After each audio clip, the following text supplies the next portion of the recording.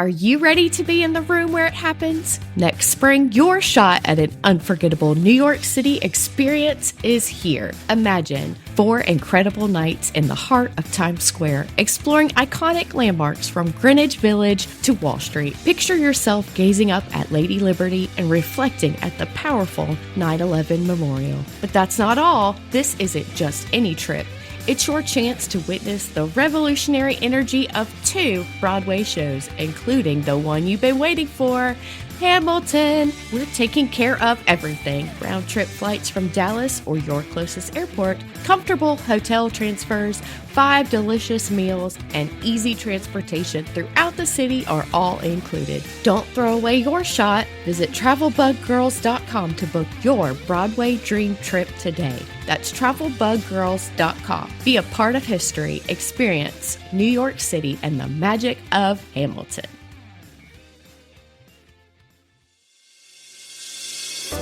Welcome to the Travel Bug Girls podcast, the show where we dive into the world of travel, exploring everything from expert tips and insider secrets to unforgettable destinations and the latest trends.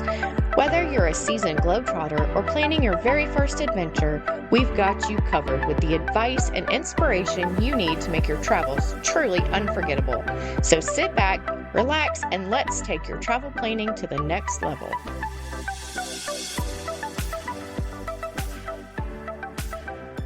Welcome back to part 2 of Jet Setting Juniors, making travel with little ones easier. Let's talk about packing with kids, because this is a thing. It's a whole deal. So let's talk about your favorite tips and tricks for packing with kids. I have one for traveling in the car, but this could also go for an airplane. Pack gallon size Ziploc bags for throwing up. Also, in fact, I use it all the time. It is my number one throwing up hack for my entire life. If anybody is throwing up, I would tell gallon size Ziploc bags. You throw up in it, you zip it, you throw it away. Done. Traveling with my family is so much fun. I mean, listen. Okay, Ziploc bags are endless. Okay, poopy diapers. Yes, you can do it for anything. Dirty clothes, leftover snacks. Somebody's smelly socks. Y'all, the one time I did not take the Ziploc bags with us, my son was in the back seat. He threw up Doritos, and it went all over my daughter's head that was sitting in front of him, and she just had to sit there with.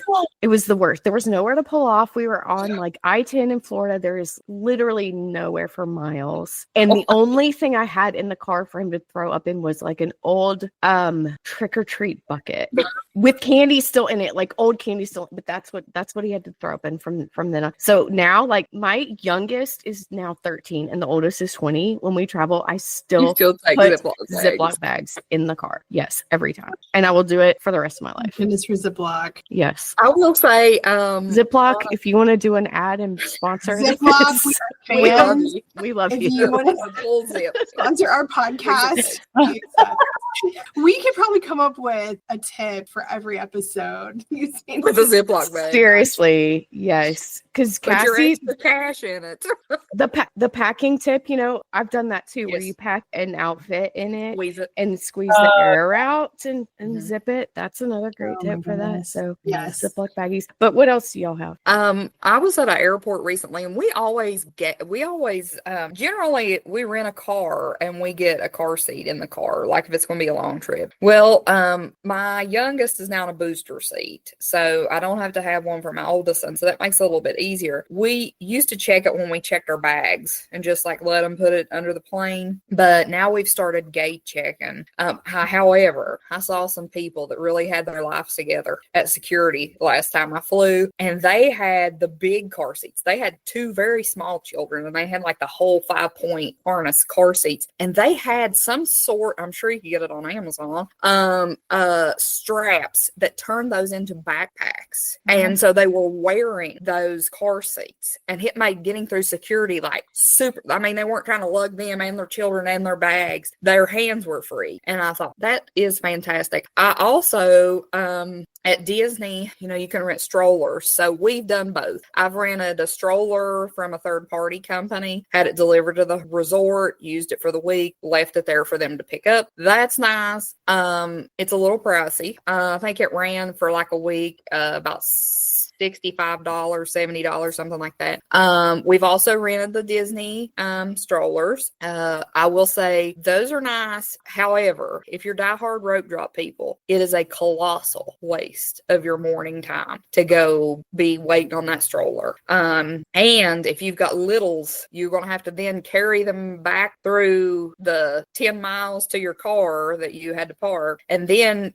depending on how far, we've been very far out in resorts before that we've had to carry, and it depends on how heavy your children are and what else you're carrying as well. So our large, nice stroller is 10 years old. And we've come to the conclusion that this is its last life. We gate check that baby every time we get it. Every time. And I know where every place that I can hide something is in that stroller. Mm-hmm. I have my extra little doodads that I can hang stuff. The mom clip that my kids love, like to hang on my store bags and whatnot. Like, I will very much miss a stroller when we outgrow a stroller at Disney for the simple fact of holding all my junk. Yes. It holds the water bottles and the extra water and the snacks and the extra clothes and everything. So we don't physically take backpacks currently because we put everything in the stroller. But I also don't ever take anything that I've said before that I would care to lose.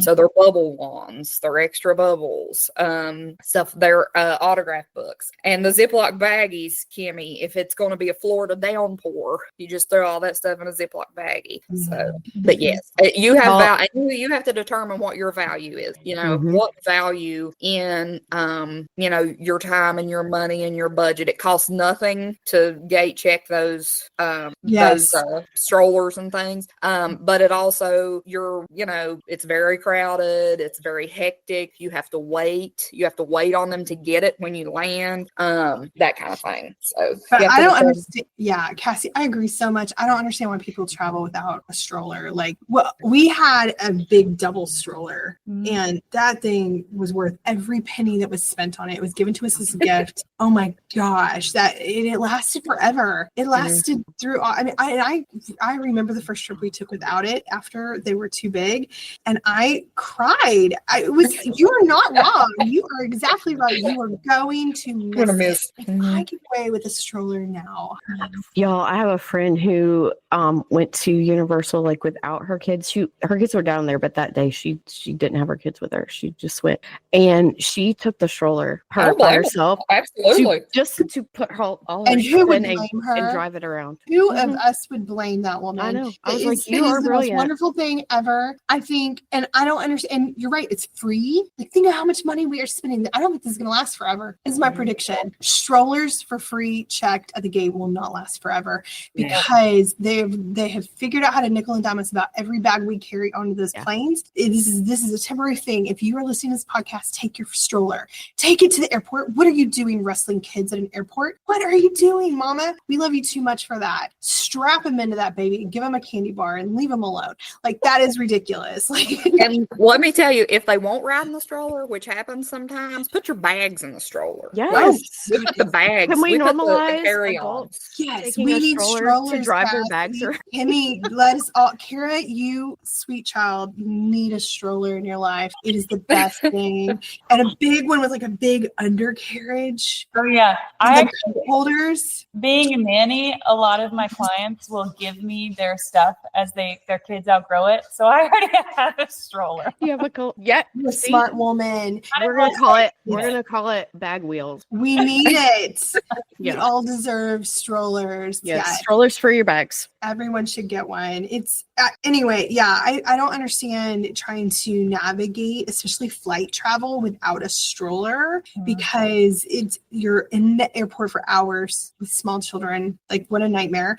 And then like whatever you're doing after that, like, and especially when you get off plane, that's stressful. Like, we're all as adults stressed and overwhelmed and frustrated when we get off a plane and have to navigate the airport, the return through the airport, and getting your bags and all of that nonsense. And a child is so done before, I mean, like, we're done, but the child is definitely done, even the best of us. And so to be able to immediately put them in that stroller and hand them something and then push them away, they're immediately happier. And so are you, because you're not having to hold them through everything that comes next. It's so much better. And right now it's free to gate check them. So I think from a safety standpoint, I know if you have a wanderer, mine is a wanderer, and if he's confined to the stroller, at least I know where he is. Like, he doesn't want to hold anybody's hand. He doesn't want to walk where you tell him to walk, because he's going to walk where he wants to walk. And if I can bribe him to sit in the stroller, he is safe, because he's safe. Exactly. I will warn you that when it comes to traveling Europe, there are some different rules. And maybe we could just segue into that, because there really are some different rules about surviving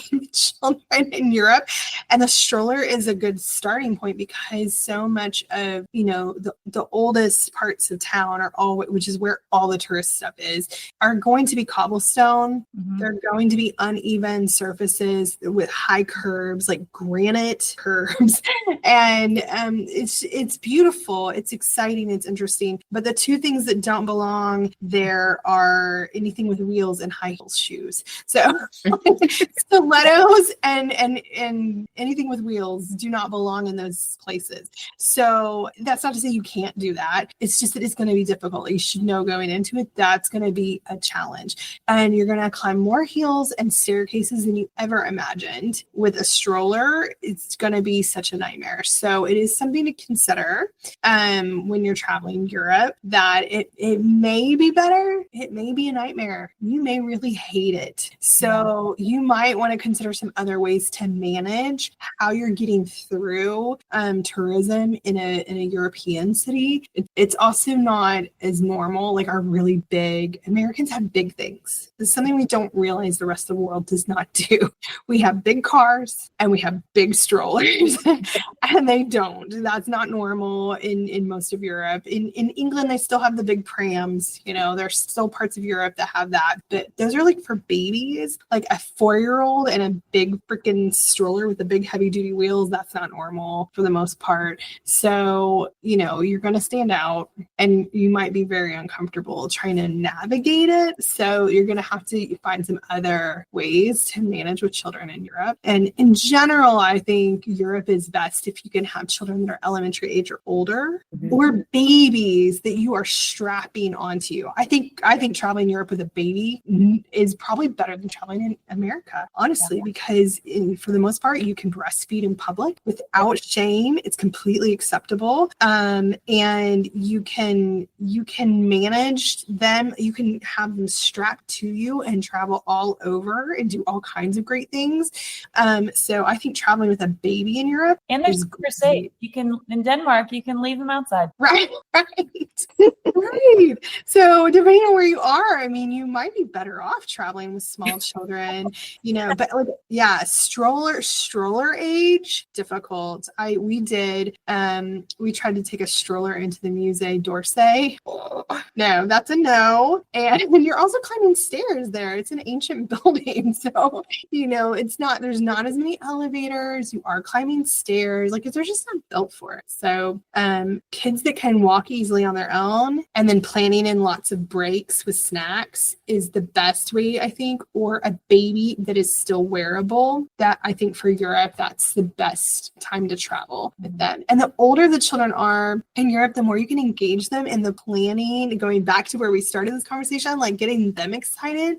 Like, okay, if we're going to see this section of Italy, which of these cities would you like to see? What part of history? And you can be planning that for a whole year and introducing them to the language, to the history, to the art, to the food. Like, you could be building that in and excitement and all of that for a whole year leading up to it.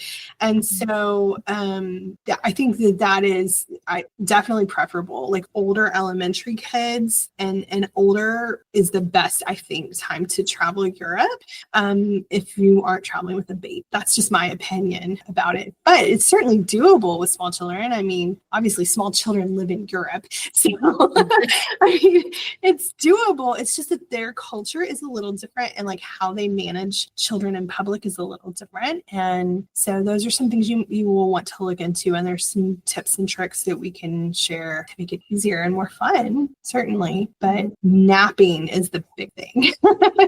Napping is the big thing. I was going to take that and lead into the thing that really every trip centers around and every adult and child needs, and that is food.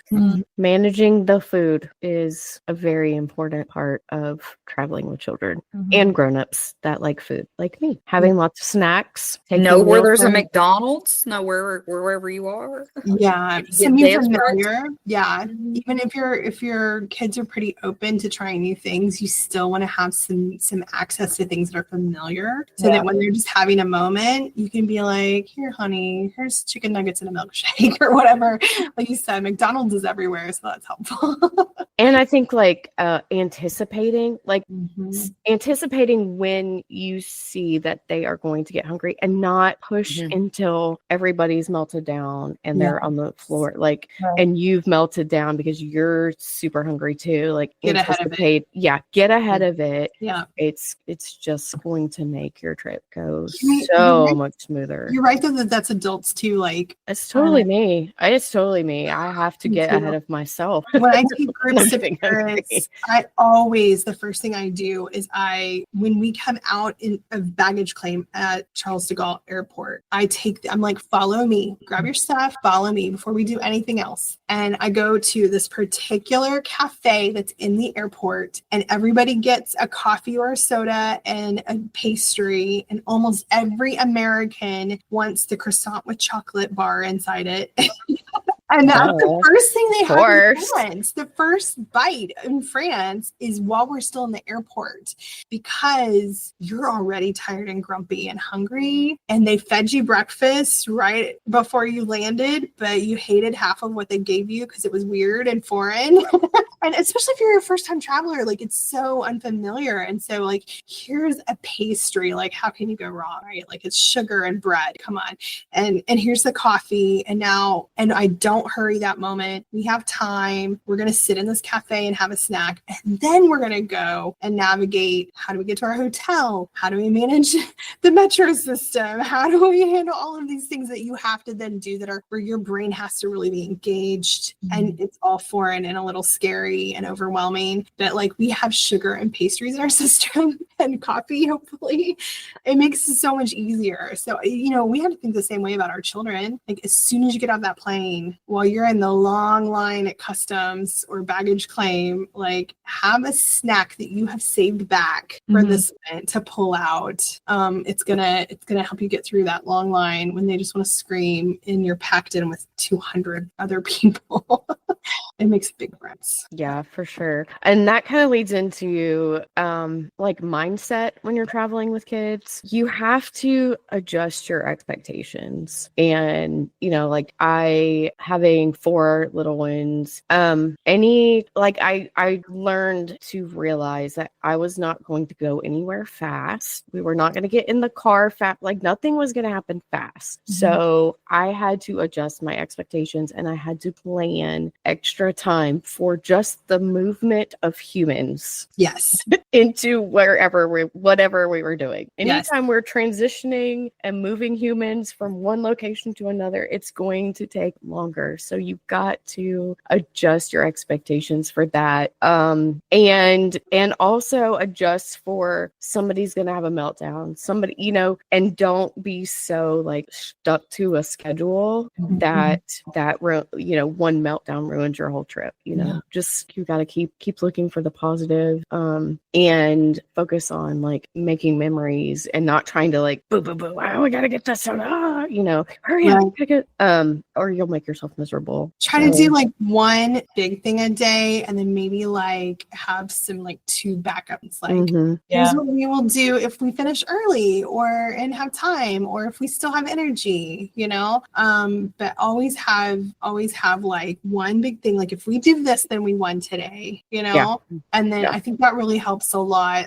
Obviously, a place like Disney is a little different, but if you're traveling in a foreign country, especially, or even in America in a totally new area you've never been in before, but you had really big Don't overplan. expectations. Like, don't overdo it. Like, yeah, plan one big thing. Today we're going to the zoo. If we finish early and still have energy, we will also go over here, you know, and do this exciting thing. But if we don't, then that's okay. We can do that another time. So I think having one thing a day that you're trying to tackle makes it so much easier. So, and maybe that's good advice for everyone. I mean, a lot of this advice is, other than the stroller thing, well, even that, we all want strollers now, but like, you know, a lot of it, like a lot of how we survive our hardest days as travelers is really what helps children too. If you plan ahead, you know, when I plan a trip across Paris for new people that have never been, I build in, where are we going to go to the bathroom? Yeah. Where are we going to have a snack between here and there? If we go to the Louvre, that's maybe 4 whole hours. It could easily be 8, but I'm not putting up with that nonsense. So we're going to do 4 hours. In the Louvre. I'm doing 8. Okay, I'm doing 8.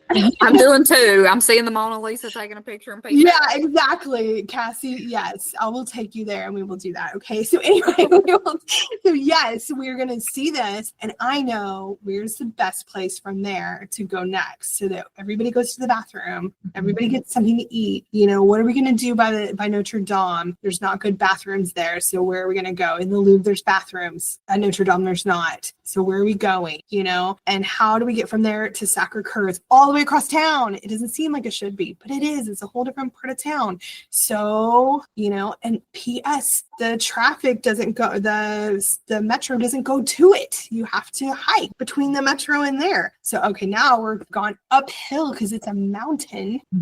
Now what do we do? You know what I mean? So you have to plan in all of those things that your body needs in order to have a good time. I And will also say, what are you doing? I'll say along those lines too. The sun is a factor that you have to factor. Okay, the sun will zap your children in 2 hours what you think you could get done in 8. Like they turn into little whiny, cry, just messes that you cannot console, or they need a nap, and you're like, it's 10:30 in the morning. Why are you so sleepy? The sun can in Disney when it's very hot and the sun is just, you know, Orlandoing, you you have to be careful, especially I'm fair complected. My children are also, my baby is like blonde, and one year we went and it was so hot for the sun to even touch your skin. My oldest was saying, please daddy, don't let the sun touch me, and he had to walk in the shadows with him on his shoulders. And we were going to a Halloween party, so when we got to the park, Captain Jack Sparrow was out doing a pirate league. It was like teaching you how to be a pirate, and of course my son was like, Johnny, for that, sign me up. He gets on there and I am watching him, and there's a video of this, and he is like so excited, and you can visually watch him wilt like a daisy. The longer he's up there, and I'm like, man, like how long is this thing lasting? Like, are we gonna be real pirates by the time this is done? Because like 20 minutes, let's get it wrapped up. And by the time we made it to the first parade at 8:00, he was in such bad shape. I really felt sorry for him. Like, we went and ate, we did some rides in the air conditioning, we sat around, you know, to try to recoup, but you can't recoup what you lose through the sun. That is something that you just can't with kids. It's when we go to the beach, we're evening beach people. Look at my skin. Does it look like with 100 SPF that I could go out on the beach in the middle of the day? Absolutely not. So we're evening beach people. If I put my kids out on the beach at the crack of dawn, we'd be done by 11 o'clock. We couldn't do anything else the rest of the day.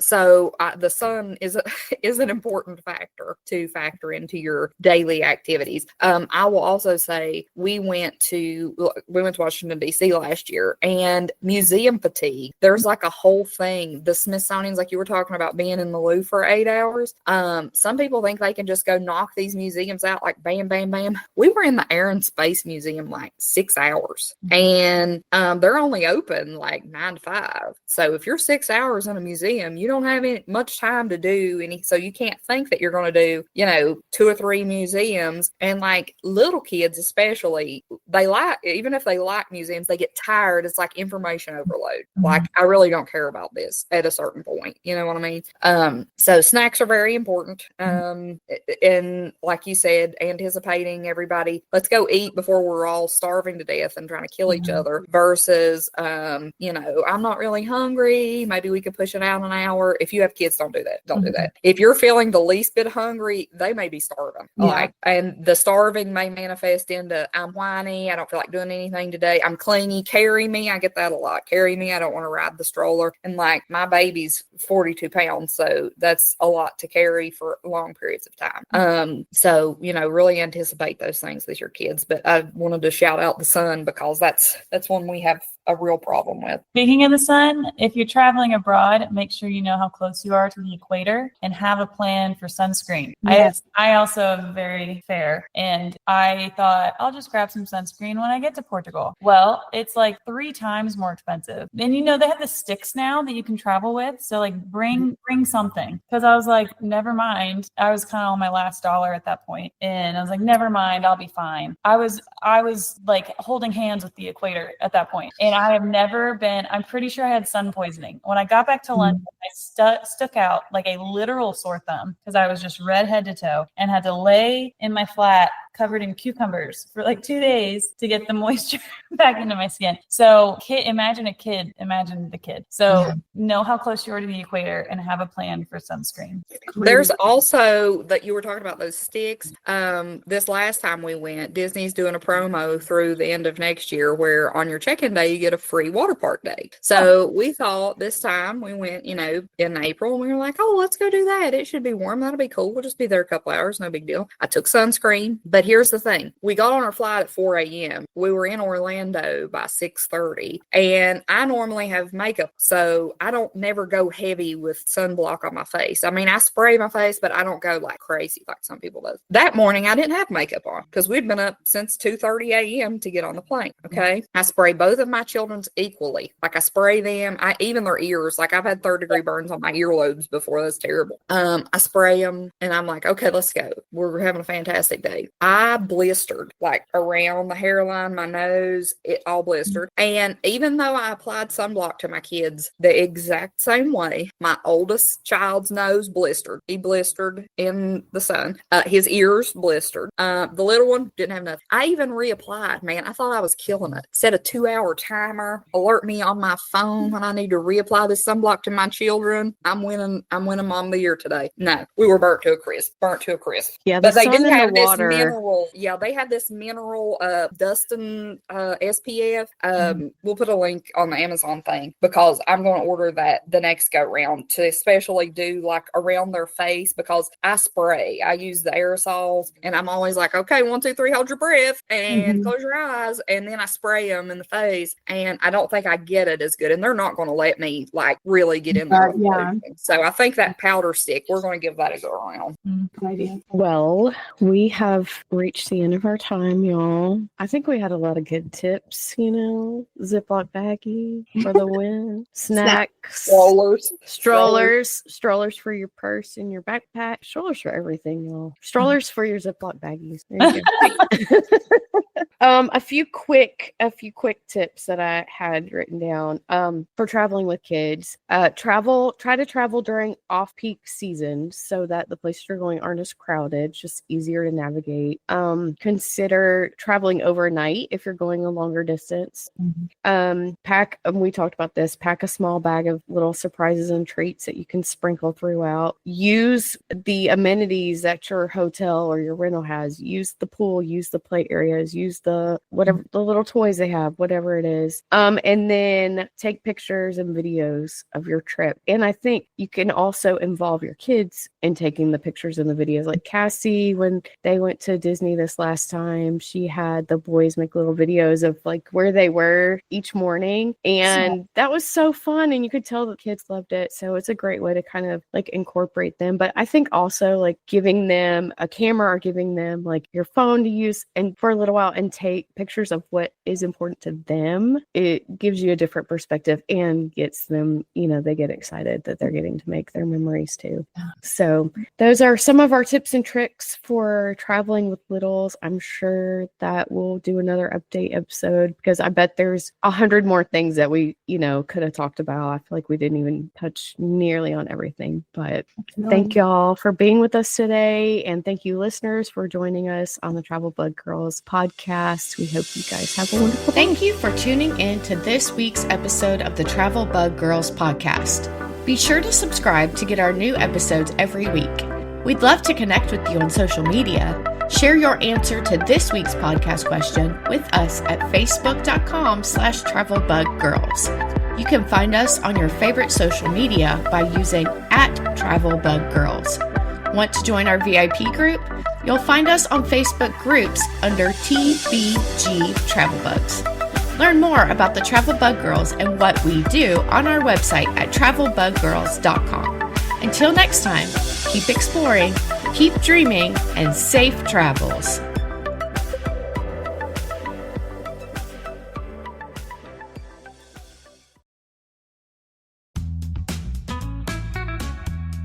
If you love to travel, you know the best experiences happen when you can truly connect with the people, the culture, and the language.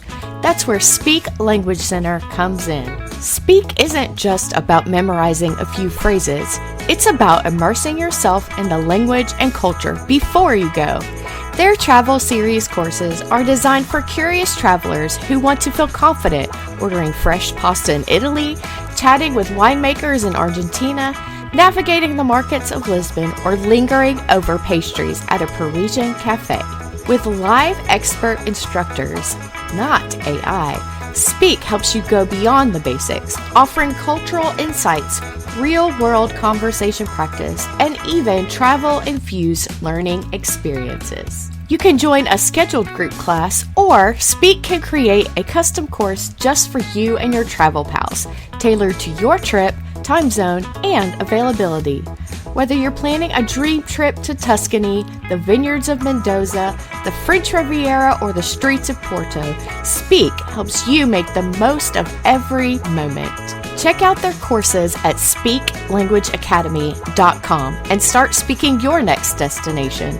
Use code TRAVEL10 for 10% off your first Traveler's Prep course. That's code TRAVEL10 for 10% off.